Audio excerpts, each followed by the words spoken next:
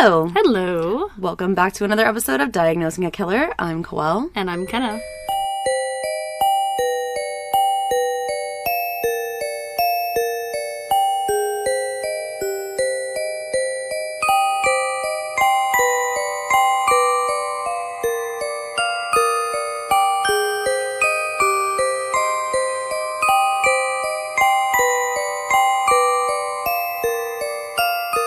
How's it going?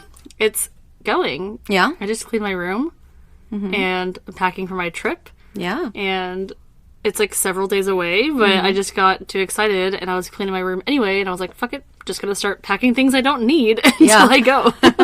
I love to overpack. Like when we went to New York, I totally overpacked. Oh yeah, no, I was telling Dana, I was like, I would rather have too much shit than not enough. Yeah. Like, I don't want to be without something. If I have too many things, cool. I'll just put them away when I get home. I don't have to wash them. I want a million clothes options because I don't know how I'm going to be feeling. And I always have like 18 pairs of underwear for a 4-day trip. Because what if you shit yourself like 3 times a day when you're there? Like, what are you going to do? God forbid. God forbid, but it happens. But it's reality. It's just a reality. Yeah. Adult life is already so goddamn weird. Well, welcome back, everybody. If you are listening to us for the first time, welcome, and we are super excited to have you guys here. For those of you that do not know, we do a mental breakdown on Mondays that has a little bit of psychology, and we kind of dive into a specific mental disorder or a event or phenomena or something like that. Phenomena. And then on Thursdays, we bring you our true crime case, which is the episode that you're listening to currently. Yeah. And I'm really excited to hear who you're doing. I think this is like episode 102. Something like that. 103? No, it's like, yeah, it's a big deal. It's a big deal. It's a big dill, like a pickle. Like a big dill. Yeah. Check us out on social media, anywhere at Diagnosing a Killer, other than Twitter, which is at Killer Diagnosis, or X. I guess we got to get used to saying that. X? Yeah, Elon Musk, he's changing it from Twitter to like X. Ugh, what the fuck? It's been Twitter for like 10 years. I tried to click on a Twitter page earlier, and then it took me to Twitter, totally fine. And then all of a sudden the screen went black, and it was like, X. Okay. And I was like, whoa. And it wanted me to log in, and I was like, no. We're not doing that yet. Pass. Yikes, hard pass. Yikes on bikes. Yikes on bikes. So. We also do have a website, diagnosingakiller.com. There you can find links to resources and merch and True Crime Podcast Festival discount for the tickets, which we are going to be hosts at in literally like 3 weeks. Yeah. It's just coming up so fast. But we're so excited. So excited. And we're going to be bringing y'all content right up until the fucking hat drops. Like, we're going on Thursday and we're still releasing an episode that day. Yeah, absolutely. And then we come back on Monday and we're still releasing an episode that day. Yep. So you guys, no need to fret. Yeah, and then you get your case, the 29th is the next day on that Tuesday. So. Yes, for the Patreon bonus episode. Those of you that do not know, we have a Patreon set up. That is patreon.com/diagnosingakiller. Tiers 1, 2, and 3 all get ad-free episodes every week. Tiers 2 and 3 will get an additional bonus episode that is completely uncensored, completely unedited. This one that's coming out, I think after this case, is going to be fucking horrendous. So just warning everyone here. I can warn people on this platform. Yeah. But just get your boots fucking strapped because it's, well, if you're somewhere out of Texas, then maybe your sandals strapped or something. But it's a doozy. Your trainers. Yes. They're trainers. What are those? They're sneakers in the UK. That's what they call them? Yeah. Instead of sneakers, they're trainers. Oh, wow. I guess hi, all of our UK listeners. Just like endurance running all the time. Yes. Yeah. Well, we call them tennis shoes as well. Tennis shoes, yeah. But that's true. We don't always play tennis with tennis shoes on. No one plays tennis with them on. Ugh.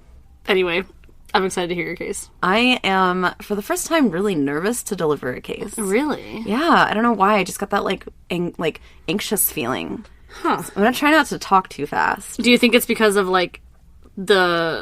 I'm just excited. The case is so well known? Yeah, I'm just excited to deliver the content. Okay, so we discussed this before we sat down. Obviously, I don't know who you're doing, but you said that I will know it. Yes. But you've said that in the past, and I didn't know it.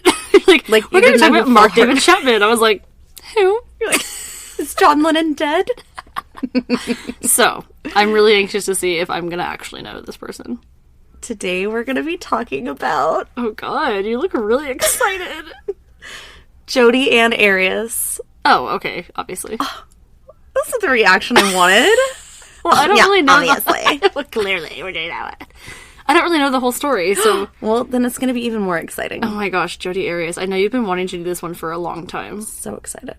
Not excited, but just, ready to deliver the content. Ready. Content warning. This episode describes scenes of childhood neglect, stalking, domestic violence, and ultimately brutal murder. If this episode is not for you, please feel free to check out another one of our episodes. Remember, your mental health comes first, and we love you. Love you. Bye. Bye. So Jodi Ann Arias was born on July 9th, 1980 in Salinas, California. Oh. Her parents... I know, right? I'm like, happy birthday, and oh. And oh. Her parents were William and Sandra Arias. When Jodi was born, she already had one older half-sister, and soon the family would have Jodi's younger brother and then 2 more younger sisters. Couldn't find their names, but also, Some people remain unknown. Sure. On purpose. Yeah, on purpose. By all accounts, Jodi's family life was mostly that of a typical middle-class family. She got along well with her siblings pretty well and was a bright child, as one is. Her mother would say that Jodi picked up reading at a very young age and soon began to collect books. Jodi was perceived as a highly intelligent girl with a crazy amount of book smarts. The family at some point would relocate to Yreka, California, which is kind of like super far north California. Jodi did have some rebelliousness about her, and by the time she hit high school, she had come to realize that she gained attention through her looks. Oh, okay. Her grades would begin to decline in school as she started treating school as kind of a social outlet rather than a place to gain an education. Well, that's what we have heard in the past as well. People that are highly intelligent kind of think that school is like tedious almost. Like right. Even when they get into high school. Yeah. They're like, this is like really lame. Like this isn't even challenging me. And I just don't want to be here. I just don't even want to be here. Yeah. It's just more of a social thing. Yeah. Jodi also found a passion for photography while she was in high school. She would begin to fight with her parents. She would often berate her mother for never graduating from college. Oh. She would belittle her mother, insinuating that she was less intelligent, and constantly asked her mother things like, quote, "Don't you want something better for your life?" End quote. Oh my god. How about, like, I would feel Isn't that like such shit if my daughter said that to me. Ugh. Jesus. Yeah. And this was her mother's account, and even when her mother is remembering those things, she gets emotional. It was almost like Jodi would bully her own mother. I'd be like, yeah, well, I had to raise your fucking punk ass. Like, fuck you. In one instance, Jodi's father spotted something in their backyard. Jodi had attempted to grow weed plants in the backyard. LOL. And when her father found out about this, he actually called police to have the plant removed. OMG, that's hilarious. Which is kind of, like, I kind of get it. Like, you don't know what to do with it, especially if you, like, don't do that. You're like, I guess I should hand this over to police. That's so funny. But in doing so, you're kind of calling out your own daughter. Yeah, and he's like, oh, I'm sorry, sir, who planted this? I don't know. It just began to grow. Just popped up there. It must be naturally occurring. Yeah. Jodi began to see her parents as overbearing and nosy. Jodi began to tell her friends that her parents were incredibly strict. Like, they're entirely too strict. And would sometimes garner sympathy by exaggerating how her parents treated her. Okay, she's getting attention from that at school now. Yeah, she's like, oh, they abused me. Oh, okay. She did claim on several occasions that her parents would hit the kids with wooden spoons or belts, but this was never corroborated by her siblings, ever.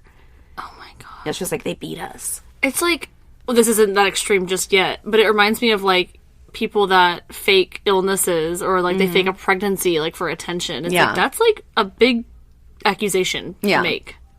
Absolutely. Especially like when the siblings are like, we have no idea what she's talking about. Yeah. When Jodi hit her junior year in Yreka High, she decided to drop out in order to pursue a career in photography. Which is like, you berate your mom about not finishing college, but you're going to drop out of high school. Yeah, exactly. I was just saying that. But she probably thinks she's too smart for high school. She's like, you dropped out of college and you're not that smart. I can drop out of high school and I'm still smarter than you. Still smart.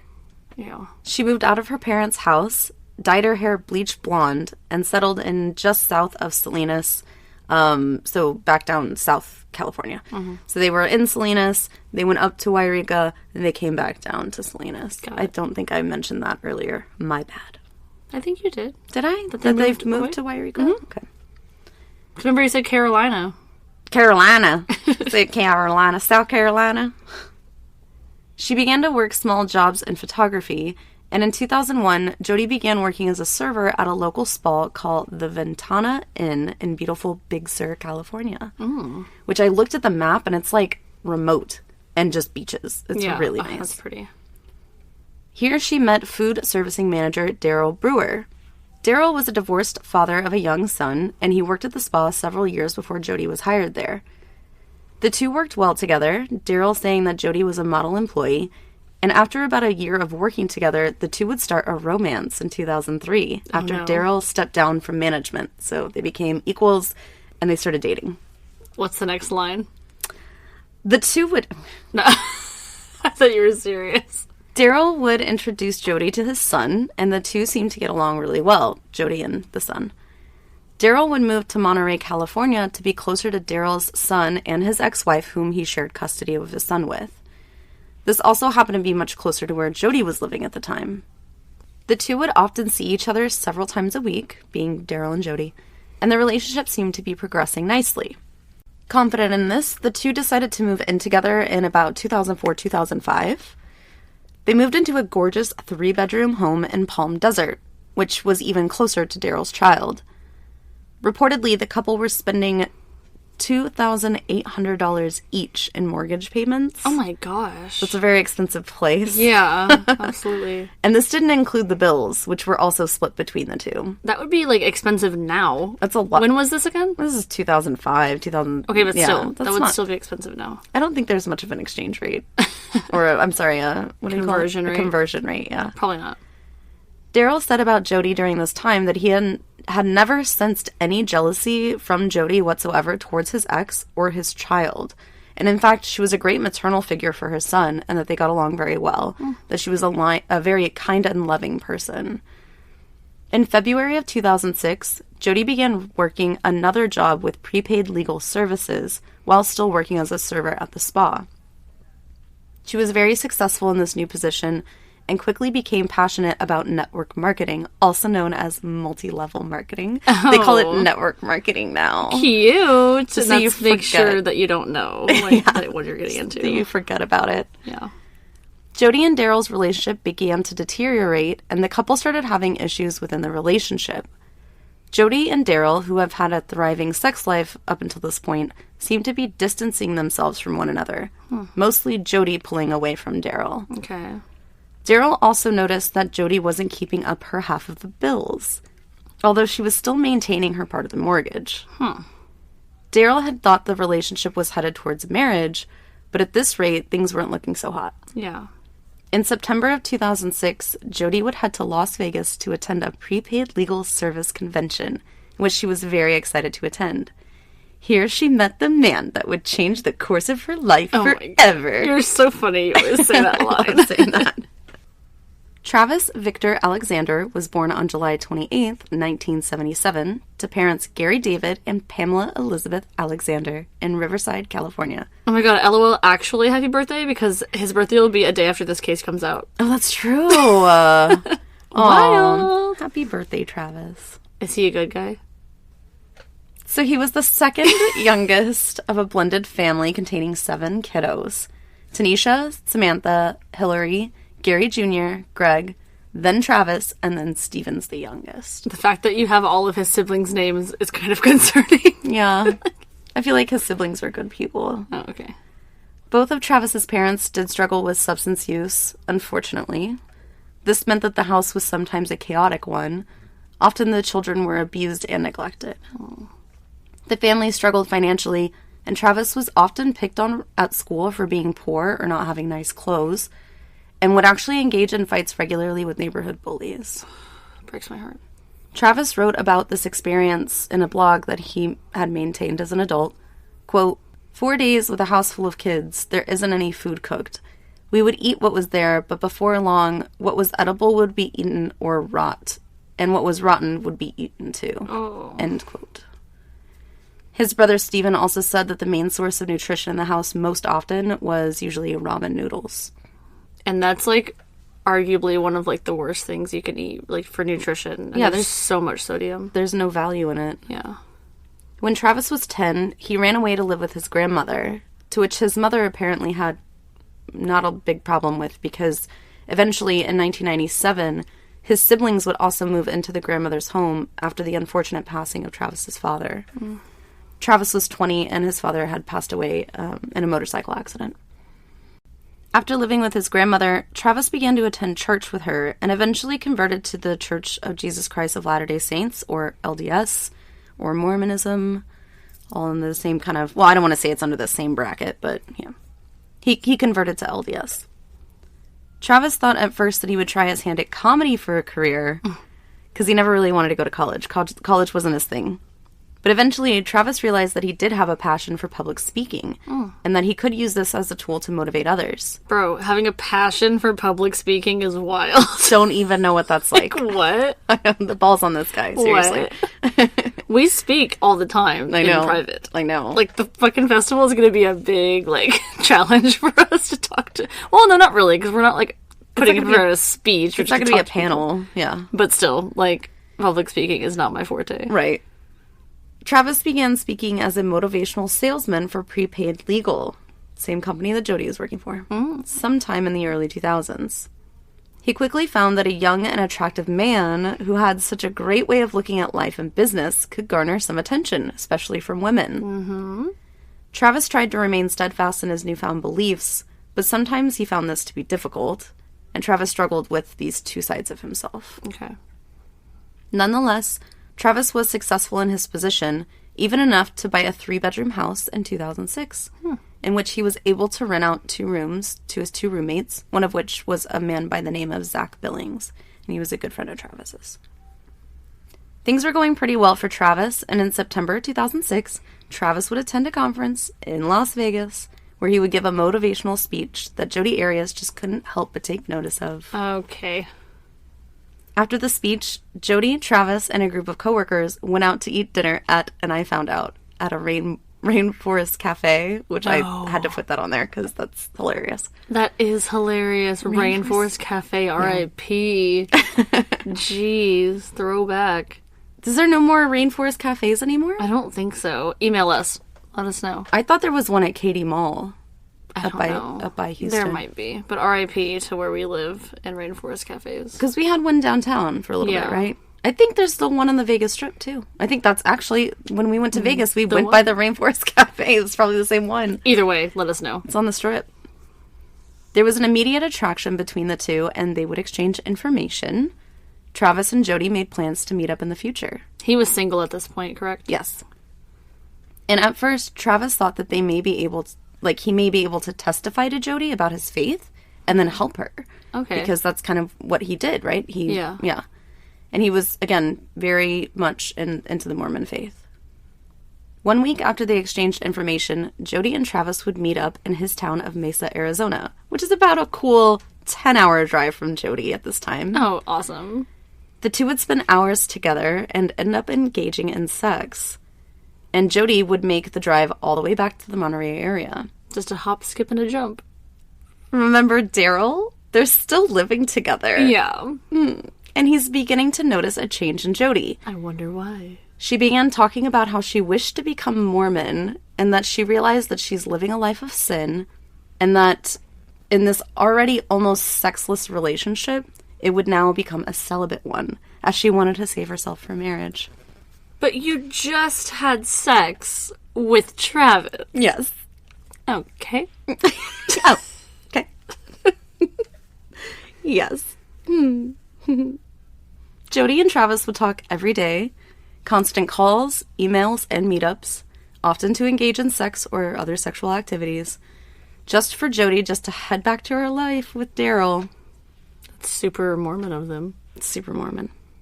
In November, just 2 months after meeting Travis, Jodi decided to get baptized at an LSD church. LSD. LSD church. Oh, really changing religions up in here. She tripping. An LDS church. Miss Scoozy. LSD. Shit. It was one of those dudist churches. She's like, what's in the water? What's in the water? Acid? What's in the water? Am I in water right now? Yeah. It was said by Jodi, she later admitted that this was an attempt to get closer to Travis. At the time, she was like, whatever. So by December of 2006, again a month later, Jodi decided to end her relationship with Daryl entirely and move out on her own.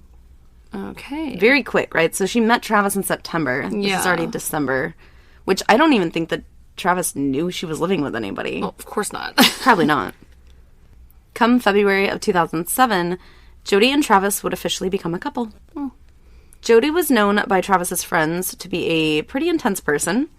Oftentimes she seemed inauthentic, and they weren't really quite enthused that Travis was dating somebody who seemed to be, like, obsessed with him. Yeah. There was just something about her that really rubbed them the wrong way. And one friend even said, quote, she just had to sit right by him. She didn't appreciate it when he was talking to another female. She didn't like the fact that there was anyone that didn't know that they were together. She wanted to make that very clear. End quote. I cannot stand people that do that. Yeah. Like, I have gotten more compliments on the fact that me and Casey can be in the same room together and not even, like, speak for, like, an hour because we're mingling with other people than anything else in our relationship. That's like, goals. We will go out together, we will go to the bar, and if we're with our friends, like, we will just hang out. And if I go up to the bar to get a drink and some random guy starts talking to me, Casey just sits back there and he's like, she can handle herself. She can handle herself. And when she can't, she'll let me know. And vice versa. Yeah. And, like, there was even one moment where it was, like, a new couple friend of ours. They had even asked Casey, like, oh, look, like, there's this guy talking to the, like, Kenna at the bar. Yeah. Do you want to maybe go over there? And he was like, nope, she's a big girl. Like, she got it. You know, if she needs anything, she'll let me know. I love that. And that's so great. Like, you have, like, I think that's something that is really the foundation of our relationship, is that we can be in the same room and not have to be clung on to each other the whole time. You know? Yeah, exactly. Yeah. I mean, don't get me wrong. I, like, enjoy that part. But yeah, of course. At the same time, you know, that totally handle your shit in a room and not feel like you have to just have your hand on somebody's back pocket. And honestly, I feel like it's a little disrespectful to be like just right on top of your partner in front of, like, company. Seems like controlling. We're friends as well. We're not just a couple hanging out with some random people, you know, or by ourselves. Another friend, Taylor Cyril, would say, quote, when I first met Jodi, we were at his house, meaning Travis's house, on a Sunday evening. There were people over from church, and we were all making cookies. She presented herself to me as his woman and welcomed me into her house. Oh, hell no. As someone who has been very close with him, she was already trying to make claims on my buddy, and I didn't even know her. It really rubbed me the wrong way. There was always small nuances like that. I was just very put off by how she was, end quote. She's like, hi, I'm the missus. Welcome to my home. And this girl's like, yeah, I've known him for like 15 fucking years. She's wearing an apron. She's pulling out, like, already made cookies from the oven. Yeah, what the hell? The oven's not even on. Jodi even began to eavesdrop on conversations Travis would have on the phone. She would position herself to listen in on his conversations, no matter what they might pertain. She was even caught several times by his friends doing this, standing outside of the bathroom when he was in there. Oh my gosh. Like, he would go to the bathroom and she would stand outside to see if he was making a phone call inside the bathroom. So possessive. Right? Ugh. That's scary. That is scary. It's like you feel like you're walking on eggshells. Yeah, absolutely. You can't say anything. She would even also eavesdrop on his friends' conversations just to ensure that they weren't talking negatively about her. And what if they were? Well, she would probably be like, you can't hang out with them anymore. That's so annoying. Ugh. Don't be that girl. Don't be that person. It doesn't have to be a girl. Julia, just don't be that person. You're right. She was exhibiting stalker-ish behavior, and everyone seemed to notice. And the only person that didn't seem to notice was Jodi. Oh, I was like, Travis? Yeah. Another friend once told Travis, quote, Travis, I'm afraid we're going to find you chopped up in our freezer, end quote. That's a really, really big accusation to make. I'm sure it's, like, said as a joke, but also... He's like, haha, you're gonna get murdered. LOL. Oh, God. You don't know this story. Oh, okay. I don't. I told you. You're always like, you definitely know this story. And I'm like, no. Don't. Maybe, you know what? I want at least one listener to say, I haven't heard this story. That's me. So. I volunteer. You're the one that's going to write the email. Yep. I'll email ourselves. Thanks so much for bringing this case. I've never heard it before. Never heard it. Loved it. Travis had defended Jodi and their relationship up until this point, even telling some friends that Jodi was to be his future wife. So kind of back up, y'all. Yeah. Travis said about Jodi in an email, quote, I went from intrigued by her to interested in her to caring about her deeply to realizing how lucky I would be to have her as my partner in my life forever. She is amazing. It's not hard to see that whoever scores Jodi, whether it be me or someone else, is going to win the wife lotto, end quote. So he really did love her. But or, apparently. It's another thing, like, as well, like, you can't really see how poorly you're being treated or how controlling, manipulative, whatever your partner's being because you're so close to it. Yeah. And once you take a step back, you realize, like, I don't have that personal experience with relationships like boyfriend, but I do have that personal experience with friends. Yeah. I was way too close to the situation. I distanced myself from that person, and then I was able to realize how manipulative they actually were and are. Yeah, and he I just totally probably agree with that. doesn't know, because he's so close to it. You're right. I totally agree with that. Definitely have been in that situation myself. And I feel like that's how a lot of relationships like this go. And I feel like, a lot of people are so quick to say, oh, if I was in a, God forbid, domestic violence situation in a relationship, I would leave. I don't know how someone stays there. And it's like, you don't know because you don't realize that it's actually as bad as it is because you're so close to it. Absolutely. I did that for many, many years. Yeah. All those relationships, I feel like, can be related in that sense. So by June of that same year, 2007, Jodi's behavior had become bizarre and erratic. Jodi would snoop through Travis's things just to break into Travis's email account and social media account, which I think at this time was, I think it was Facebook. Well, the iPhone came out in 2007, so they already got smartphones and shit. It's true. I feel like this is like 1984. So after finding his passwords, any correspondences that she found between Travis and another woman was met with an email from Jodi warning them to stay away from Travis. Even if they were friends, church members, somebody from work. You better stay away from my man. Stay away from my man. I'm going to pee all over him. I can't stand that. Like, I've only seen, like, screenshots of shit like that. But, like, someone's like, hey, do you have that math homework, like, from this past weekend? Like, I was out, or this past week, like, I was out.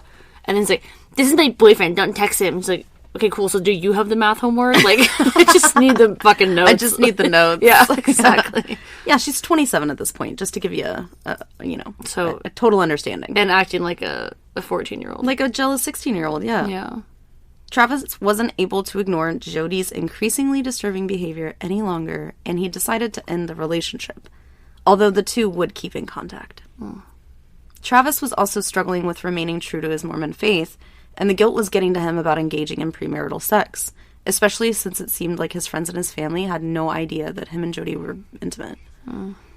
Ironically, Jodi was essentially crossing herself off his potential wife list, which is the opposite of what she was trying to accomplish. Yeah. And this is by her continuing to participate and sometimes force Travis into engage in sexual activity. Oh, shit. If you think about it that way, like, he's like, I want to be this good Mormon person. She converted to Mormonism, but at the same time, it's like, I want to be with her, but I can't be with her because we engage in sex, and that's not part of my religion. It just, and she's not practicing the religion like he is. Exactly. And, like, or the way that he wants to. Yeah. And so it's just ironic that her forcing him, or maybe force isn't, like, coercing him into participating in this because she thinks it makes her desirable is actually the turnoff, the one thing, like, he can't get over. Yeah, that's interesting. So again, Travis has decided to break up with Jodi, and surprisingly, Jodi's response to this breakup is probably not one you'd expect. Jodi decided to pack up and move to Mesa, Arizona. Apparently about a mile down the street from Travis. She moved from California to Arizona after they broke up.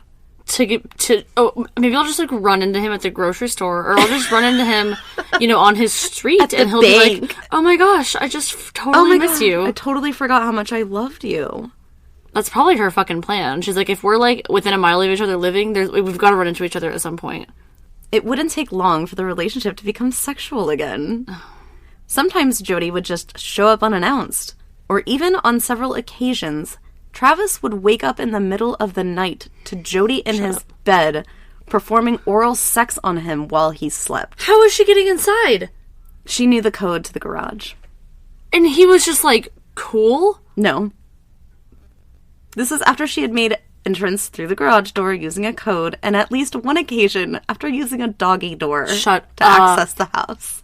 I'm not even kidding. She's like, he won't be mad at me if I suck his dick. Like, I'll just go in and I'll just give him head, and he'll wake up and he'll be like, ooh, okay, you can stay. That's also fucking nuts. Like, that's creepy. Rape. It's rape. It's absolutely it's fucking not consensual. Rape. Absolutely fucking rape. Ugh. And it's like, also B and E. Maybe not B, but E. Definitely an E. You're E, for sure. Fucked up. Like, ew. So this obviously made Travis's friends and roommates even more uncomfortable, as they often saw Jodi coming and going in the middle of the night and became suspicious of her intentions with Travis. Bro, I would, like, board up that doggy door, be like, sorry, dude, you gotta go outside. Like, just let me know if you gotta pee. Just going through the doggy door, like, bark, bark, bark. Oh, my God. Ugh. That is Change the terrifying. fucking garage code, you board up the doggy door. Waking up in the middle of the night to somebody in your bed. I don't care who the fuck it is. Assaulting you. Assaulting you. Like, I don't care who the fuck it is. It's like fucking Golden State shit. Ugh. Travis would sometimes protest this, but mostly would give in to temptation whenever Jodi would show up. Oh my gosh.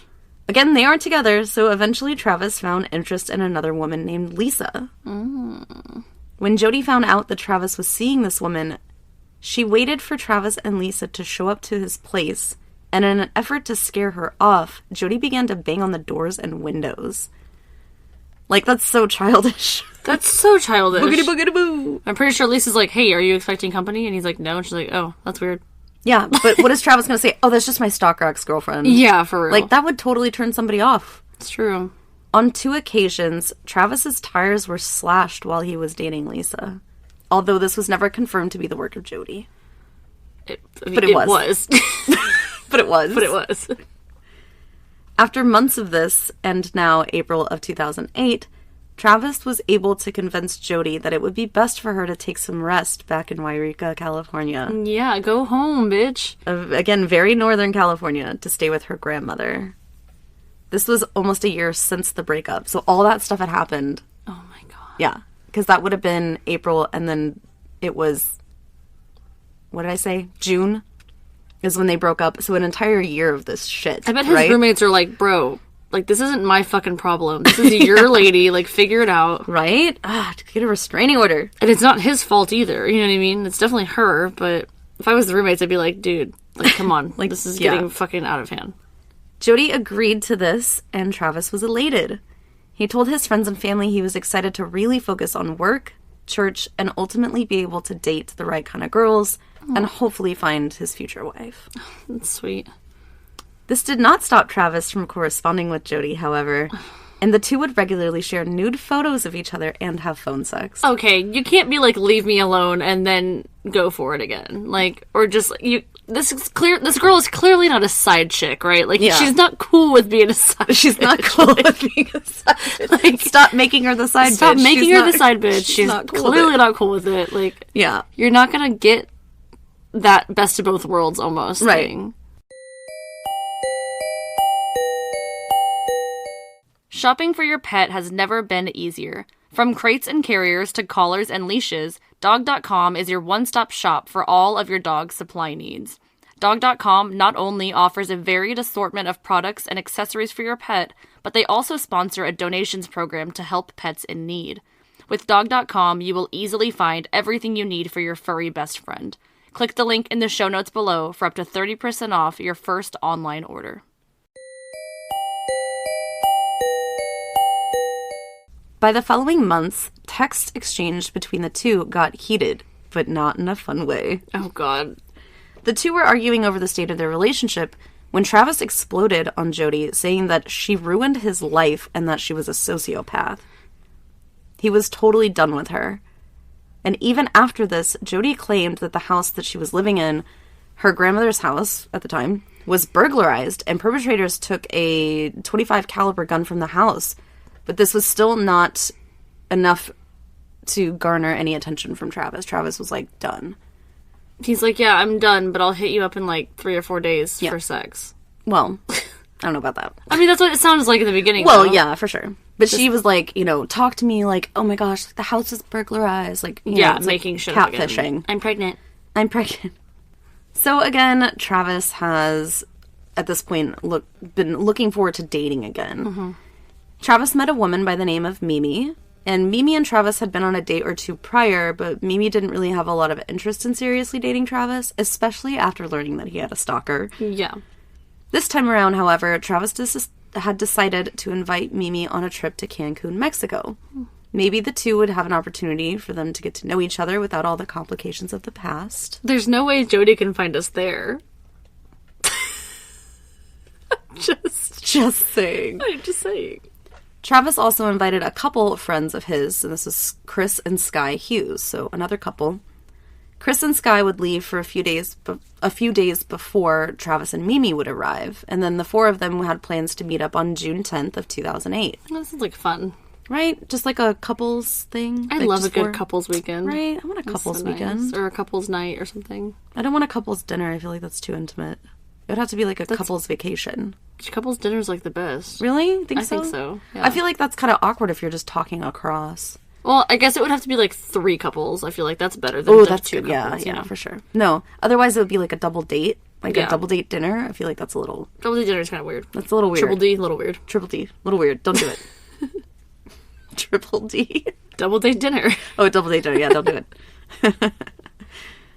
So again, on the night of the 4th, Mimi was texting Travis, kind of talking about flight plans, what to pack, what kind of things they were going to do, but there would ultimately be no response from Travis.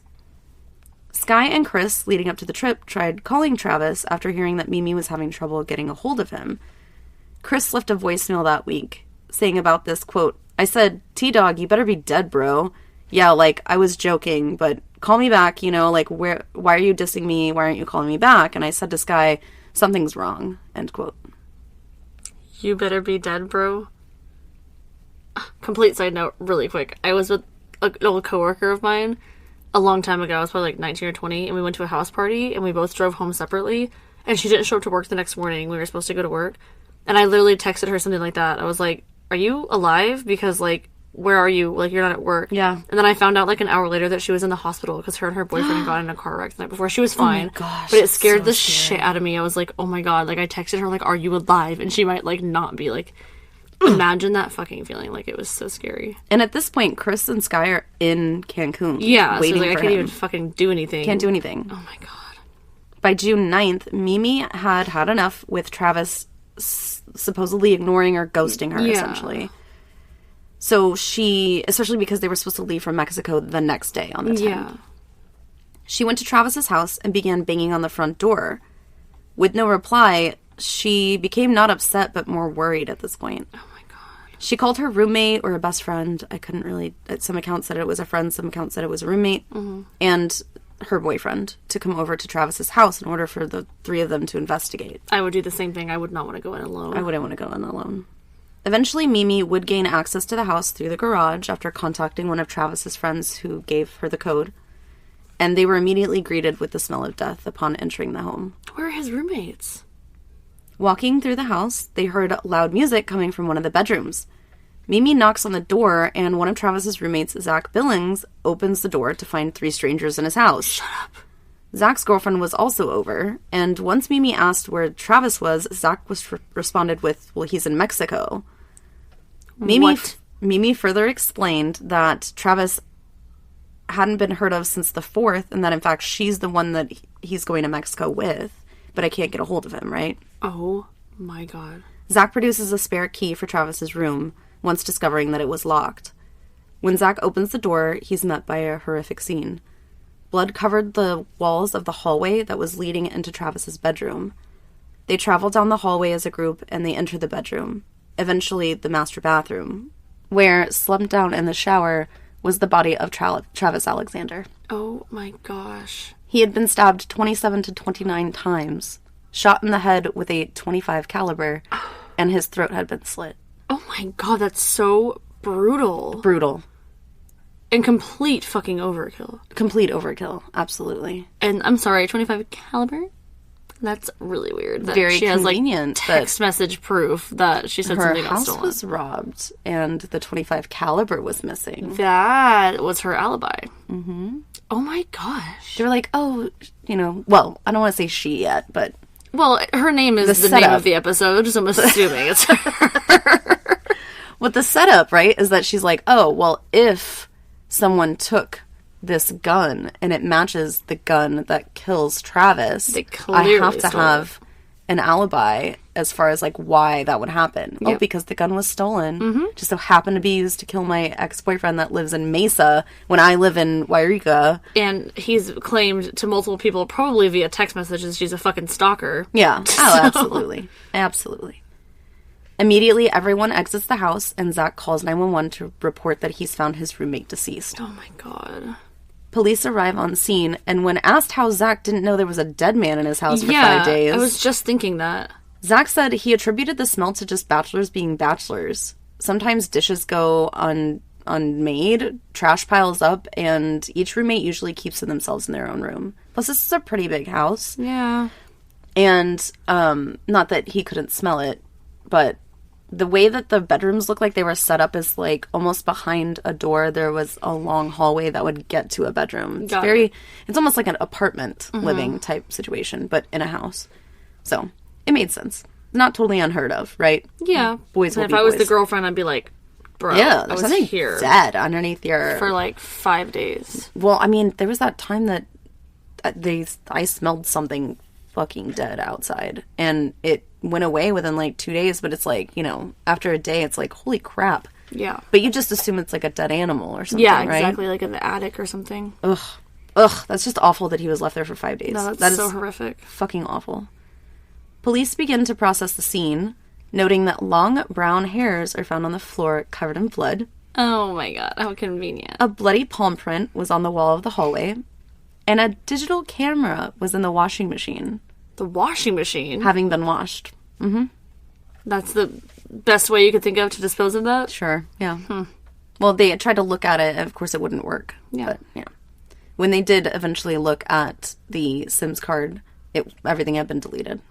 So it took some forensic... What do they call that? Like forensic computing, you know?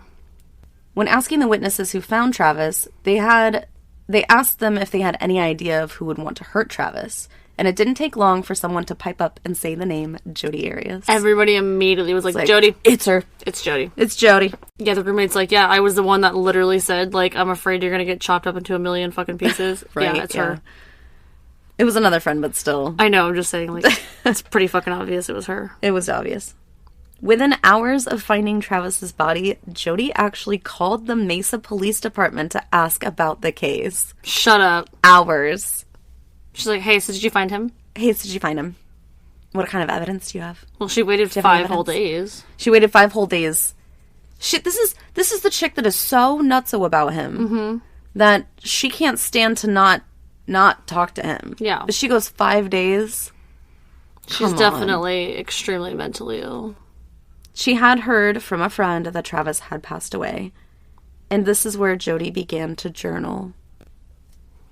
Quote, Tuesday, 12:50 a.m.-ish, June 10th, 2008. Dan Freeman just called. I was excited to hear from him.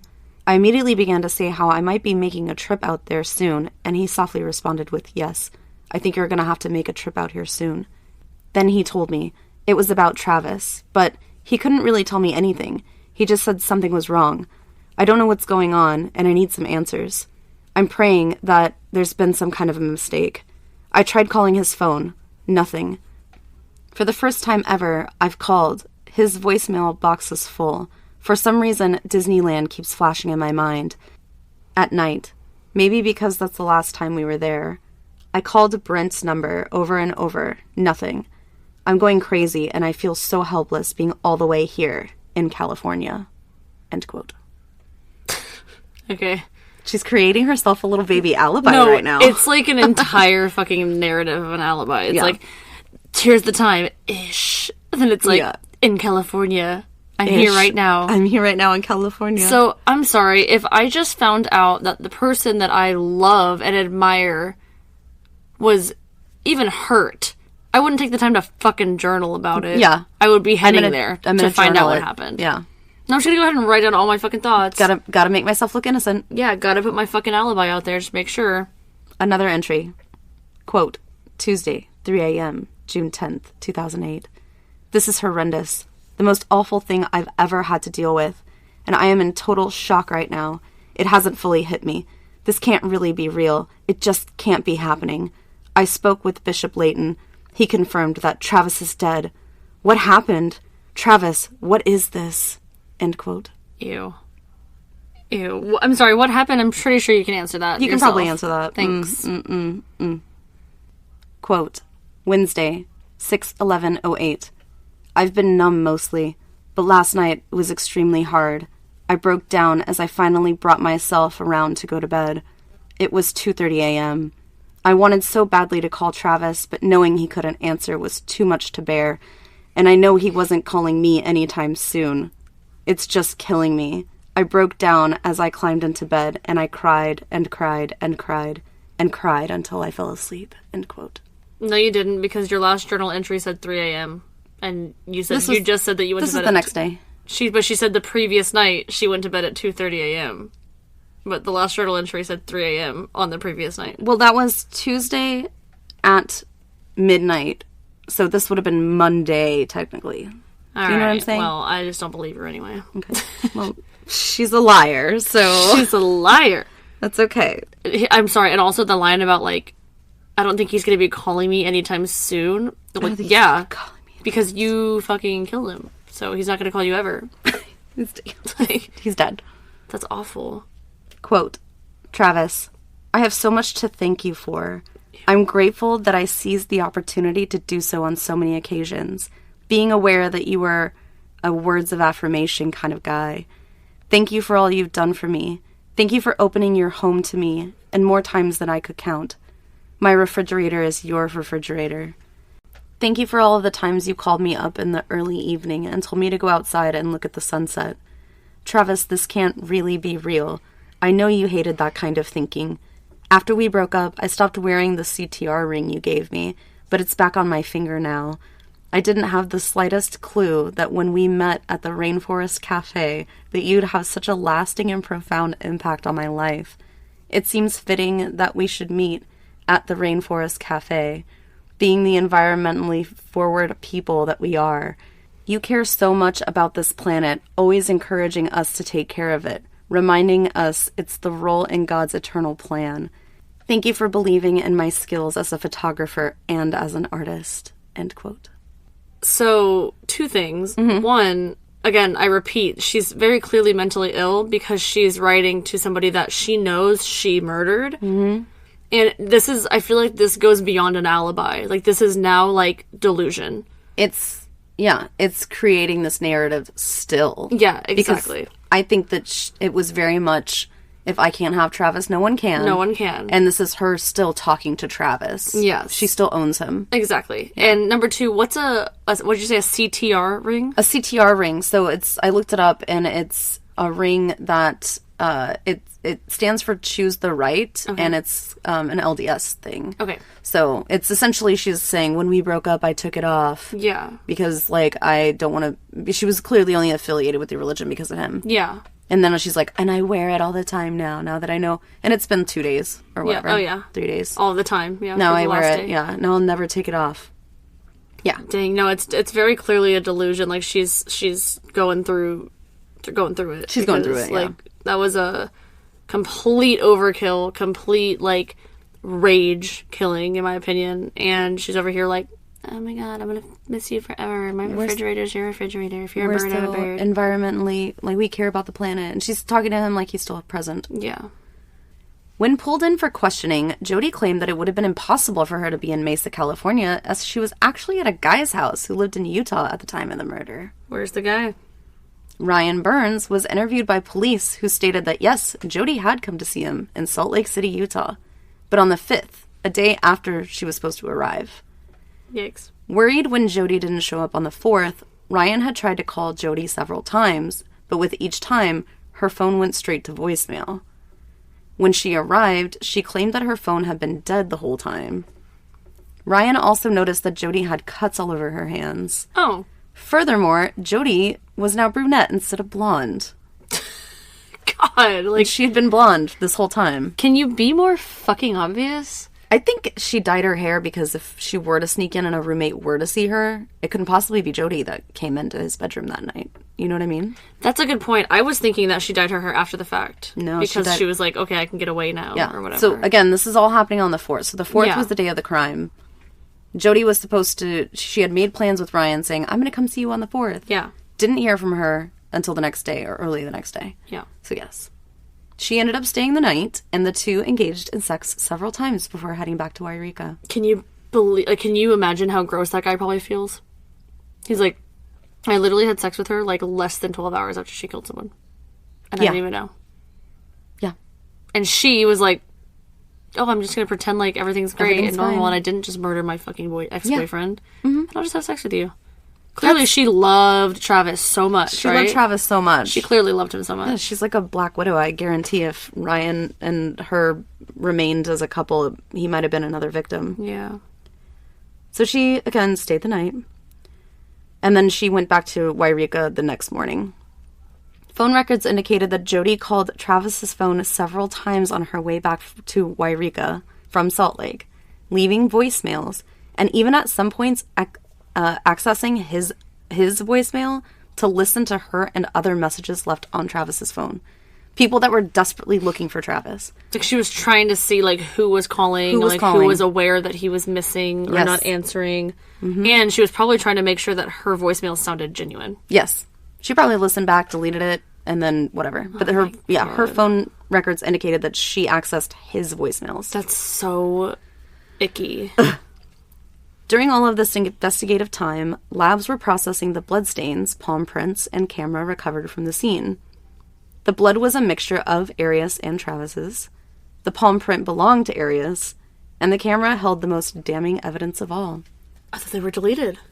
They were deleted, but they went through like I told you, the forensic computing stuff. Or whatever. Forensic technology. Something like that. Something like that. You know. No, I don't. Nude photos were taken between the hours of 1:30 p.m. and 5:30 p.m. of Travis and Arias in provocative and lewd positions. Together, including in the shower, where both Travis alive. Was ultimately found.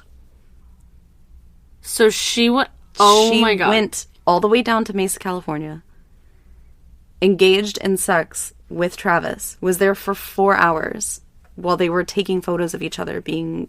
having sex or doing stuff. And some of the pictures some of the last on the camera roll were of Travis in the shower where he was murdered. Like, pictures. So she literally took a photo of him, set the camera down, and then murdered him. Oh my God. Well, sort of. Okay, well. So, just moments after the last photo of Travis alive, there were 2 more photographs taken, one of which seemed to be snapped as Jodi dropped the camera out of her hands, because you can kind of see her-ish. You can see someone with dark hair. Mm-hmm. And everything's really dimly lit. The second of which is Jodi's foot, her leggings clearly visible, with what appears to be a dead or dying Travis bleeding profusely on the ground. She didn't mean to take that one. No. What investigators assume is that she kicked it to move it out of the way, and it snapped a shot. Because there's no flash on, she wouldn't have known. Oh my God. So one is like her of either dropping the camera or something, and then she tried to catch it, and then another one is like after she kicked it. I'm not trying to say like that's a good thing, but like how lucky. Like that's so Seriously, damning. It's damning. Like you can't refuse. You can't argue that. Yeah, you can't argue that. Jesus. And this dumb lady doesn't even know that that's there. Yeah. Or she might have not noticed or did it really quickly or something, Yeah, or just deleted like everything at once without even looking through the photos. Yeah, like a delete all or something. Yeah. Yeah. Yeah. Absolutely incredible. That's so wild. After 24 hours of being held in a jail cell, Jodi was ready to talk. But would she give the truth? Oh, no. Dun, dun, dun. Jodi claimed that, yes, she did go visit Travis the day of June the 3rd, and while in his home, 2 intruders would come bursting in, threatening Jodi and ultimately killing Travis. You just weren't going to mention that to, like, any of his friends or roommates or anything? For 5 to 6 days, no. You think that the roommates might have, I don't know, heard that people were brutally murdering someone after breaking into their home? No? Okay. No. Her explanation for not being harmed was that the intruder said, quote, "She's not who we came here for," end quote. Oh my god, like a fucking movie. It's a movie, yeah. You're not the one I'm here for. Ooh. Sorry, I just knocked the fucking thing. Police rejected this claim as there's absolutely no evidence whatsoever that anyone else had perpetrated this crime, and arrested Jodi on first-degree murder charges July 9th, 2008, which is Jodi's 28th birthday. He's like, the Happy doggy birthday. door looks a little suspiciously pushed open. Yeah. Dang, that sucks on her birthday too, but hey, she fucking did it. Jeez. During her trial, Jodi changed her story again to include that she killed Travis in self-defense. Yeah, okay, so we're gonna believe you now that you lied to us. Twice. And now you're gonna make up a story about how it was self-defense. Well, it was self-defense. No, I don't fucking believe you. Her defense team maintained that Travis was emotionally, mentally, and physically abusive towards Jodi, and that Jodi had no other choice but to kill Travis to avoid further abuse. How about all the character witnesses on his behalf? Right? Because there's a lot. Yeah. There's a lot. Sure there is. Prosecution argued that Travis would not have possibly been abusing Jodi, especially as she lived many states away, and therefore was away from abuse.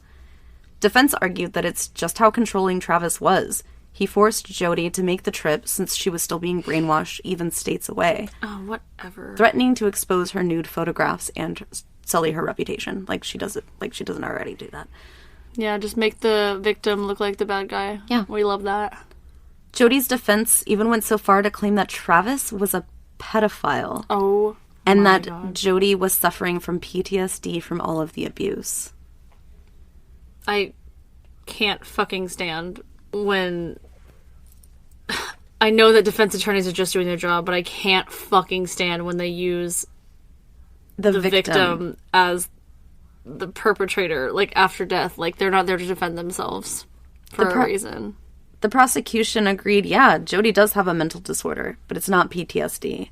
Instead, their psychologist who evaluated Jodi said that she would likely qualify for having borderline personality disorder, if anything. That's what I was thinking. Absolutely. And also, not to mention, like, if it was self-defense, like, why did she stab him 27 times and then cut his throat? And then, what else did she do? Shoot him. Shoot him, yeah. Is that self-defense? Okay. Either way, what was absolutely clear was that on the 2nd of June, Jodi rented a car, and the following day stopped by her ex-boyfriend's house. Remember Daryl Brewer? Oh, no. She asked to borrow 2 gas cans. Daryl, assuming that he was just helping Jodi out, obliged. Jodi then took the 15-hour-long trip to Travis in Mesa, where Jodi killed Travis after hours of intimacy. She then took the drive 10 hours up to Salt Lake City, where she visited and engaged in sexual activity with Ryan Burns, then drove back to Wairika another 11 hours. In total, she clocked 2,800 miles on the rental car. So you're telling me that she drove 15 hours. She had 15 hours to reconsider. Yeah. From when she left Daryl's house to when she got to Travis. Mm-hmm. Not 15, I'm sorry, 19, because she was with Travis for 4 hours before she killed him. Mm-hmm. So she had almost an entire day to reconsider, if not months before, because who knows how long she was planning this.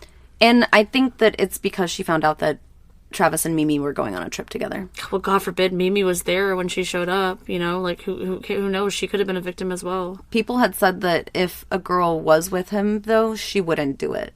She Really? needed to get him alone. Huh. Just because of who she was with that borderline personality disorder. She wanted others to see good things about her. That's true. She meticulously planned this. Yeah. She would not have been able to follow through if someone was with him. Jesus, that's so fucking scary. Took the 2 gas cans so she didn't have to fill up the car. Oh, I see. I was thinking she was going to try to, like, burn the place down or something. She just didn't want to have a paper trail or anything like that. Well, she fucked up. She took all those photos. Well, that's the thing, is like... She left all those voicemails. They say, ultimately she tried to commit the perfect crime, but it was because it was committed by Jodi Arias, essentially. Yeah. That's why it wasn't the perfect crime. So dumb. Yes, so the photos and all that other stuff. So essentially that's kind of what the defense said, too, to piggyback off your point, that she had 19 hours to think about this. What changed? And so the defense had said it was because during these intimate moments, when she was taking photos of Travis while he was in the shower, that she accidentally dropped the camera. And that's where you see that one where it's kind of like an upward angle, that's where that snap was taken. and that Travis attacked her. Like, got mad at her. Got mad at her for dropping the camera. Okay, yeah, that's really what changed. But I agree with you. I think that she knew what she was going to do, and because she had planned it. You know, why borrow the gas cans or whatever? Yeah, well, also, she probably knew about his trip to Mexico somehow, some way, and she probably thought that maybe if he left for Mexico, then she was really going to lose him forever because he would spend this much time with this woman, you know, and or maybe fucking stay there longer or whatever, you know, who knows what she was thinking. It was noted that when she returned the rental car, the floor mats were missing and reddish-brownish stains could be found on the driver's seat. God. Although police weren't able to collect any evidence because the car had been detailed after that. So this was just a witness. Yeah. Arias decided to take the stand in her own defense, which is always a great idea. Always a great idea. And in an emotionless display, she described how abusive Travis was to her, claiming that her position in the relationship was to satisfy Travis so that he would not commit indecent acts with children. What a hero. I can't fucking deal with that shit. At other times, she described what a beautiful relationship they had. So when you watch the tapes, it's almost like you can see there's this last bit of control that she has over Travis's narrative. God. And she's controlling about their relationship. It's just very, very gross. Travis's brother Steven said about this, quote, "Her mission was basically to murder my brother again for a second time by destroying his reputation," end quote. Damn, that's heavy. Right? But it's true. It is. And so she's trying to he's not here to defend himself. She's pretty much saying, like, well, even if I did kill him, like, he deserved to die because he was a piece of shit. Yeah. That's so fucked up. Oh my god, I can't even believe that. Have you ever you've seen Dexter? Mm-hmm. You know that one episode where the guy winds up dead and then the wife is, like, all distraught and she's like, we took this photo on our honeymoon, and Quinn is like, oh, do you want to take something of his? Like, she's, like, really upset, and Deborah's like, no, like, she did it. Yeah. And Quinn's like, yeah, I knew the whole time, but I was just trying to, like, make her understand. And Deborah was like, oh, this is a really great photo. Did you get a chance to see it before you killed him? And it's like it's literally, like, the same thing. Like, she's, like, acting like this distraught woman. Right. Who someone came in and attacked, but her story doesn't fucking add up. It doesn't add up at all. But essentially, by what Steven was saying, that she's essentially re-victimizing the family all over again. Yeah, and absolutely. Travis. Which is just, it's horrendous. Disgusting. Pisses me off. On May 7th, 2013, Jodi and Arias was found guilty on first-degree murder after 15 hours of deliberation. Wow. She was found eligible for the death penalty, as the crime was exceptionally brutal. Travis's cause of death was actually the slash to his throat, meaning that the stabbing and the gunshot was overkill, like we had mentioned earlier. I want to say that, like, if I can just, like, speculate, she stabbed him first, and then she slit his throat, and then she shot him, I think. So, I think I don't know how she did it or how she got him in this position. Essentially, they could tell that the gunshot was last because there was no blood from the wound. Yeah. It was done post-mortem. Yeah. I think, from what they could tell, is that when she slashed his throat, she got carotid and jugular. And he bled out. And then I think she did that first. And then, because all of his stab wounds were, my wrist just cracked. All of his stab wounds were in his back. Oh, I didn't know that. I think that, and if you see it, it's just a stand-up shower. So if he had his back turned, I don't know, she could probably convince him to get him down on his knees. Behind him or something. Behind him. Got it. Did his throat. And then as maybe he fell forward, she stabbed him in the back. Okay, that makes me retract what I just said. Yeah. And then his gunshot wound was right above the right eyebrow into and then but it's at a downward angle and it almost exited his left cheek. Got it. So, but it was very deliberate. Yeah, or depending if he's slumped, because the way that he's slumped is essentially like, okay, stand up shower and stand in the shower but turn to your left. And his back is slumped up against the right. So what I'm thinking is that when he slumped, he might have turned his head or something at a certain angle, and that's how she was able to shoot him. Or she moved him. Yeah. That's true. I mean, he didn't necessarily have to be in the shower. Well, there was blood all over the hallway and the bedroom. I wonder if there was clearly a struggle, because if you look at his hands, and I don't want to get too graphic, but if you look at his hands have some defensive wounds on him. I want to say maybe 4 to 5 cuts. But they look very erratic, like it was in the moment that he was getting his throat slit. It wasn't him trying to get, I don't know. It just, it's just awful. And so I think she placed him back into the shower. Okay. Oh, so that would make sense because of the picture of her foot. He's clearly laying down in front of her. It's awful. Ugh. I know. So, it's like, ugh. Exceptionally brutal crime. Her first sentencing hearing ended in a mistrial, as jurors could not agree on life imprisonment or death. At Arias' retrial, the jury deadlocked yet again, 11-1 for the death penalty. So one juror that hung on. Yeah. This was after 26 hours over 5 days. Oh my god. So they super was not about it. They was super not about it. They super was not about it. So the judge refused to declare a mistrial and renegotiated terms to either life without parole or life with the possibility of parole after 25 years. Oh, yikes. On April 13th, Arias was sentenced to life without the possibility of parole. Arias has tried to appeal her conviction and even cites that the media frenzy is what caused, that was caused by the prosecution is grounds for a new trial. Whatever. She's like, everybody was just talking about me so much. She's so popular. Yes. She has remained steadfast all the way up until 2020, which was one of the last appeals that she had. Is she alive? Yeah. She's alive? Arias is now 43. Well, she will be 43. Oh, yeah, because she just turned, because her birthday is July 9th. So she just turned 43. Oh, my God. She's worked in the Perryville, Arizona State Prison Library since 2018. She has been reprimanded at least once for being disrespectful to the staff, which, whatever. Whatever. No word on if she is being treated for mental disorders at this time. Probably not. Although she has been diagnosed with borderline personality disorder. Damn. In the years since the trials, the Jodi Arias support groups have gotten bigger and bigger. Oh, no. These groups believe that Jodi was a victim of domestic violence and ultimately had no choice but to kill her abuser. These groups have taken up donations in order to support Jodi Arias' appellate fund in order to assist her in her desire to be freed from prison one day. Even Jodi herself has taken up painting and drawing, selling these pieces of work in an effort to raise money for her appellate fund. Our friend Travis, the Travis Alexander story, was written by Travis's friends Chris and Sky Hughes. Aww. The book details Travis's legacy and the unforeseen tragedy that befell him through the actions of Jodi Arias.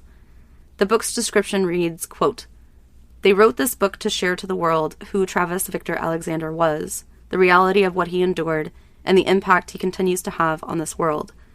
Chris and Sky Hughes are able to offer an insight that few, if any, have into Travis's life and the evil that ultimately ended it.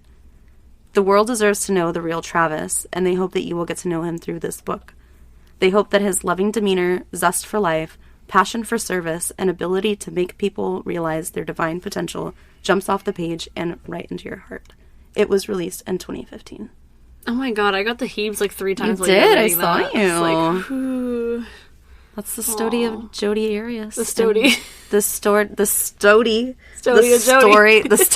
Jodi. God. The story of Jodi Arias. That was a whirlwind. Honestly, you're so funny because you're like, you'll definitely know this case. I know the name. I did not know this case. I thought she was a serial killer. Oh, really? As soon as I heard the name, I was like, oh yeah, I think she's a serial killer. I did not know. Yeah. But damn, that is a wild story. It is a wild story. We say story. that every time we do a case, but shit. Shit's Shit's wild. Ugh. Yeah. Well, thanks for bringing that. For I know sure. Before we sat down to record, Mom was like, do you know who she's doing? And I was like, no. And she's like, oh. She knew and everything. And I told her who I was doing next week, so. I complained to Cliff the entire time I was researching. I love it. I was like, oh god, I hate her. Well, that was a really great story, the way that you told it. I mean, not the story itself, but thank you for bringing that. For sure, absolutely. And thank you guys for joining us for another regular episode of the DAK. We have another potential DAK Live in the works that'll be coming out probably next month. We don't like to do those every month, but every couple of months. Every couple months, yeah. And then be looking forward to the Patreon bonus episode coming out. It'll be 2 days after this comes out. So that's really exciting. And that one's fucking gnarly. This whole month is just going to be like crazy. Yeah, absolutely. We have been working our tails off to bring you guys all the content. And thank you guys so much for continuing to support us with the Patreon, but also on social media and via DMs and emails. And we just love you guys so much. Love you guys. And hopefully by the time that we get to the convention, we will have another way for you guys to interact with us on social media. So absolutely. Very, very excited. Definitely. All right, do you have anything else? Nope, that's it. Okay. We will see you guys later. Love you. Bye.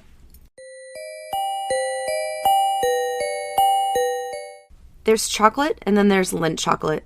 Chocolate that has a silky, smooth, and velvety texture has been synonymous with the name Lindt since its conception in 1845.